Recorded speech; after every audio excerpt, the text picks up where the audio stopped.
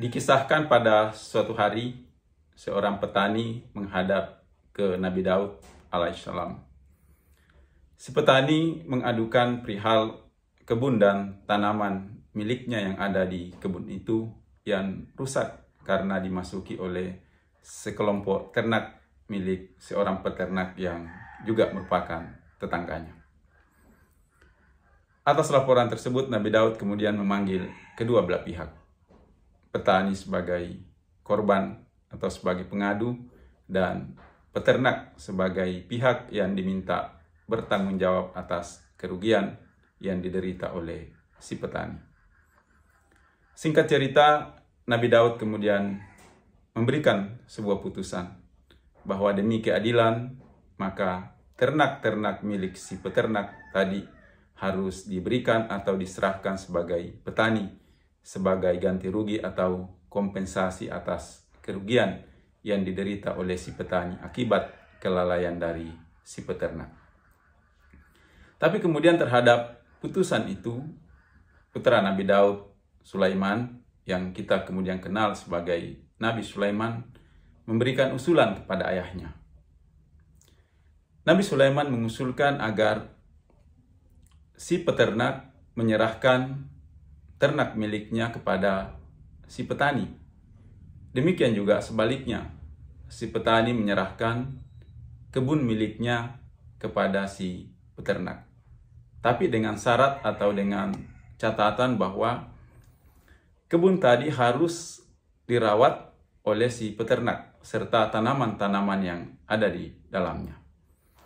Ketika kebun tadi serta tanaman yang ada di dalamnya telah pulih kembali seperti sedia kala sebelum dimasuki atau dirusak oleh ternak milik si peternak, maka kebun tersebut akan dikembalikan sebagai si petani.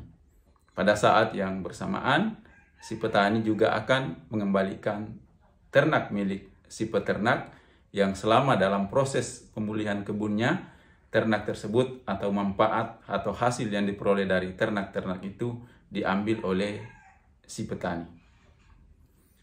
Kira-kira ini adalah model penyelesaian yang dalam konsep berhukum atau paradigma berhukum yang sekarang ini kita kenal sebagai restoratif justice.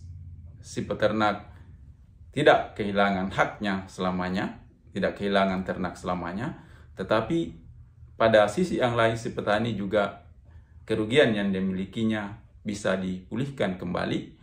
Dan selama dalam proses pemulihan itu, dia juga tetap mendapat kompensasi dari si peternak karena dia mengambil hasil atau manfaat dari ternak-ternak yang diserahkan kepadanya. Dari kisah dan cerita ini, kita dapat mengambil sebuah pelajaran. Sebagaimana yang saya sebutkan tadi, bahwa konsep berhukum yang disebut dengan restoratif justice, yang saat ini menjadi pembicaraan di kampus-kampus, oleh kalangan intelektual hukum dan dipraktekkan dalam kasus-kasus konkret oleh aparat penegak hukum kita, merupakan konsep yang tidak baru lagi, tetapi jauh sebelum itu sudah pernah diterapkan dan dipraktekkan di zaman Nabi Daud.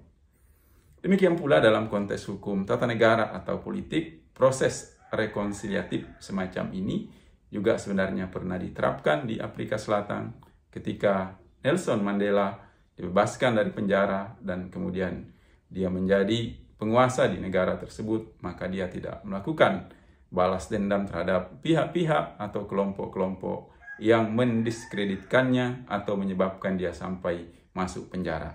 Tetapi dia melakukan proses rekonsiliatif bahwa melihat kepentingan negaranya di masa yang akan datang.